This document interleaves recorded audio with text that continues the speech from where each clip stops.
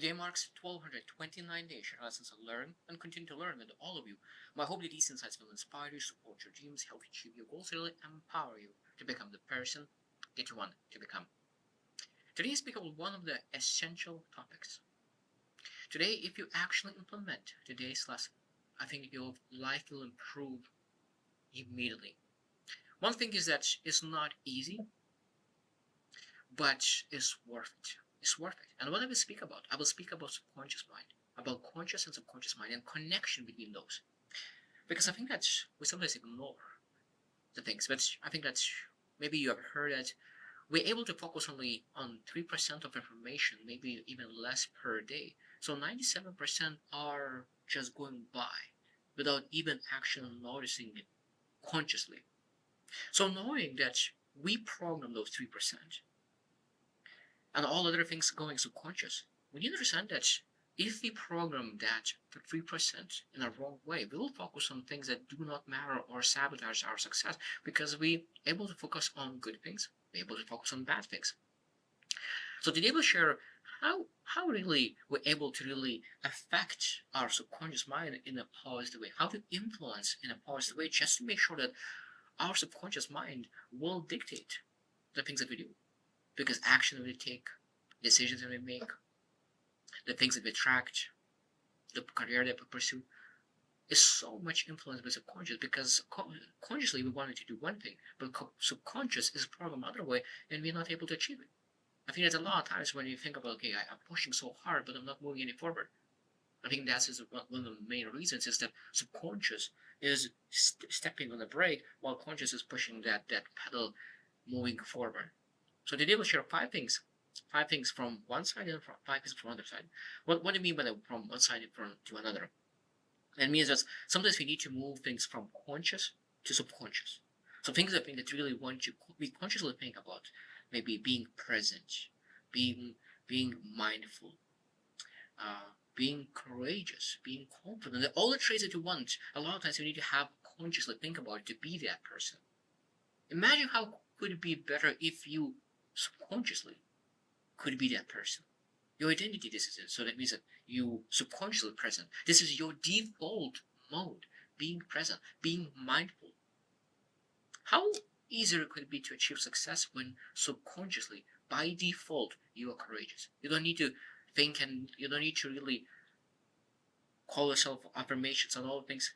You don't need to really create consciously think about being courageous, but you subconsciously you're already courageous. How that could influence your day-to-day life when your character traits that you really admire would be in your subconscious. It could be massive, which you'll believe. And the second thing that we always need to think about, there's a lot of limiting beliefs are set in our subconscious mind, and they are in our subconscious mind, so it means we are not aware of it. I will repeat one more. Those things, those limiting beliefs are in our subconscious mind, and because they are not conscious, we are not aware of it. So that means that's the main reason why we so much pushing so hard but you're not getting results because our subconscious mind is stopping us. Our traits, our decisions, our emotions. I love what Adam Willett says that we have emotional home. And I think that we have a trait home. There's a lot of home in our subconscious mind, and we going to default mode because default is comfortable. So sometimes we really need to understand what is subconscious things that in our mind that we need to really remove it and move it to conscious. So you could be aware of it, and then when we're aware of it, be able to choose to really move to that direction. Because if you know are not aware of your bad traits in your subconscious, you're not able to fix it.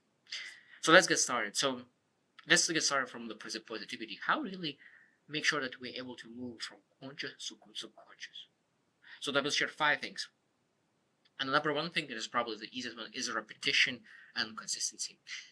And that's again, I think that one of the biggest things that we always need to really move from conscious to subconscious is being able to be grateful, gratitude. So it means that keep repeating, thank you, I appreciate you. All those things that really shows appreciation. I think that one of the beautiful things that what I used to do, and it depends sometimes I still do, is that I think that I need to do even more. Now I realize that is that when I'm going to sleep, I fall asleep by saying thank you for my life, thank you for my health, thank you for my mom, thank you for energy, thank you. So that means that I thank a lot of things. So I fall asleep with gratefulness. And I put that into my subconscious mind. So that means that when I go through a day, I start to see more things to be grateful about. So consistency and repetition will lead to build, and you can be able to any kind of things. Now, negative thoughts lead to subconscious. If you constantly repeat your negative thought, negative thought, negative thought, negative thought, they'll lead as well. So repetition. So we ask, what do I repeat? What I'm consistent at? So do you want to put that in your subconscious? Because what you repeat, what you consistently repeat, goes to your subconscious. And that's after a while, you don't need to consciously think about it. It's already in your subconscious. It's still repeating in your subconscious all those negative thoughts. So we need to be very, very careful what we repeat constantly. And it could be a good thing, it could be a bad thing. It depends what kind of habit you chose to really keep repeating. Number two, and I think is very, very important, is emotion or intensity. And this is when you think about the future. I think that's just a very, very, very beautiful thing.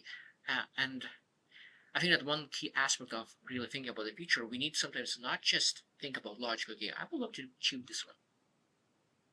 But now, when we think about logically, this is what I would love to achieve, and it's a set goal, I think a lot of times what we need to do is really attach emotion. It's scientifically proved that when you attach emotion to a lesson, you're able to remember much better.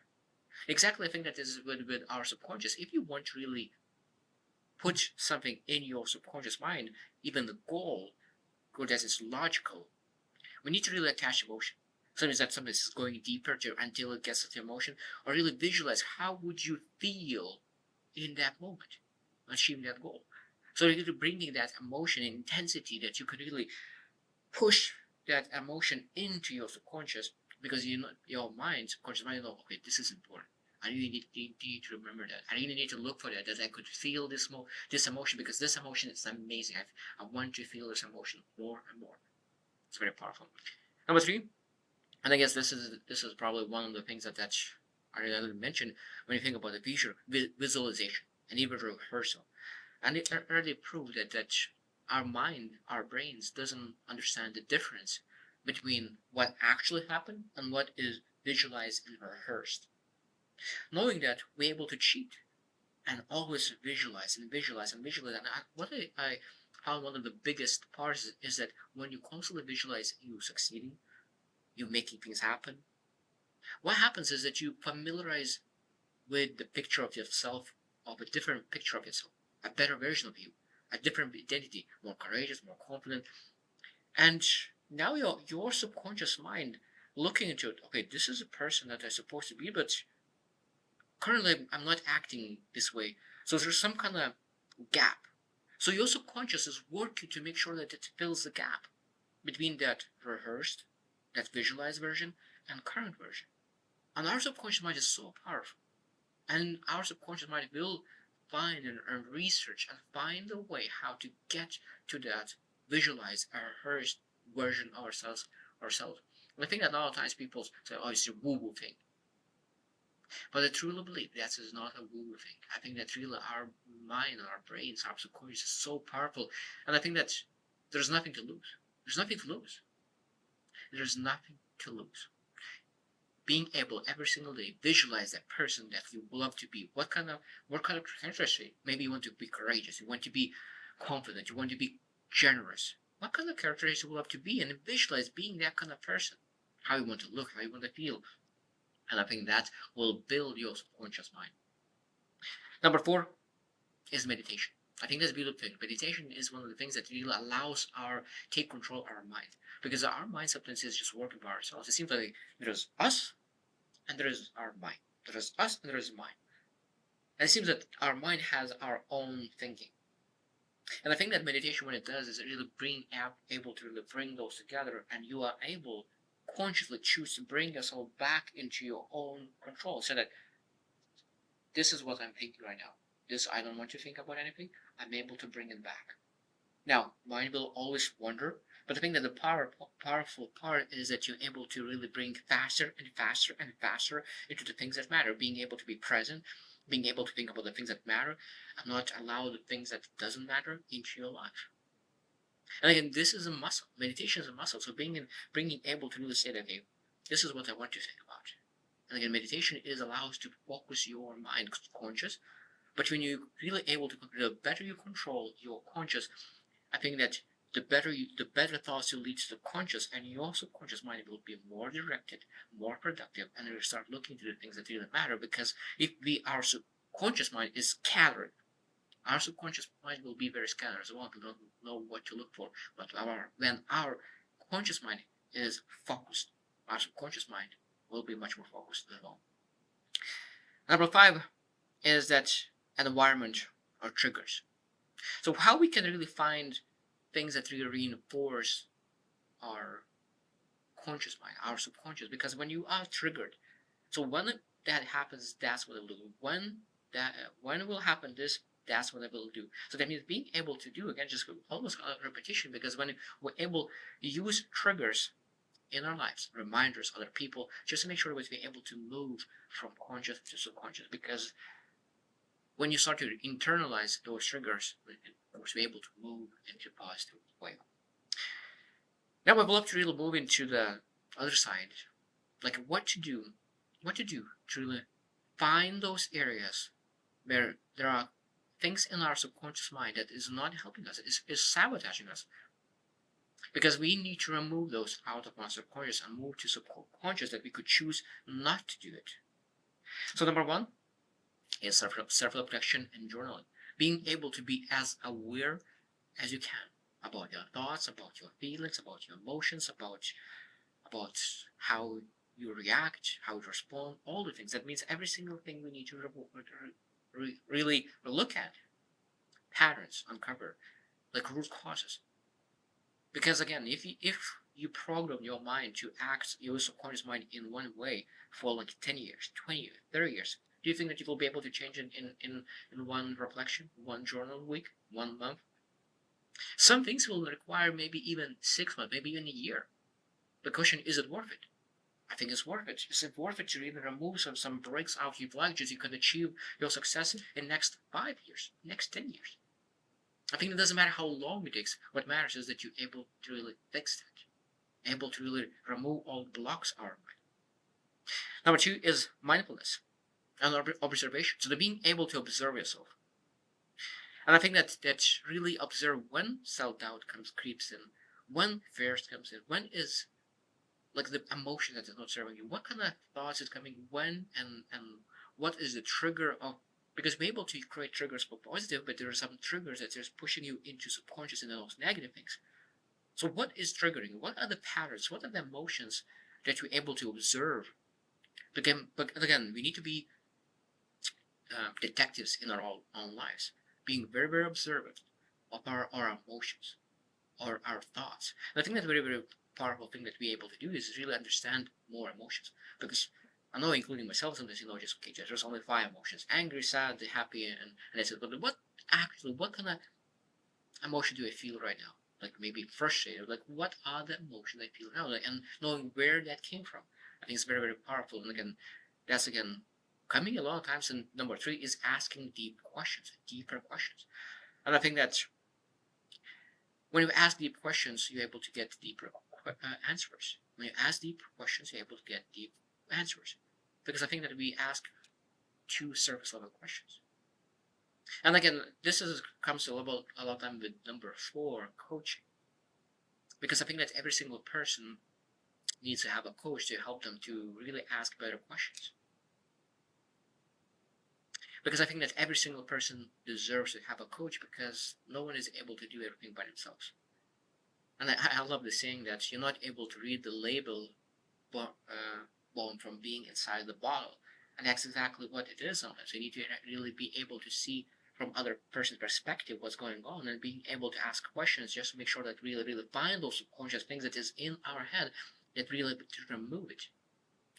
Number 5 is really shadow work, because there's a lot of emotions, fears that is in our shadow, and we sometimes want to avoid it, but sometimes going into that, I think that's very, very, very important, because when you really embrace your shadow, because shadow is part of us, and shadow is something that really allows, and I think that I could really highly recommend to look into what that shadow work means.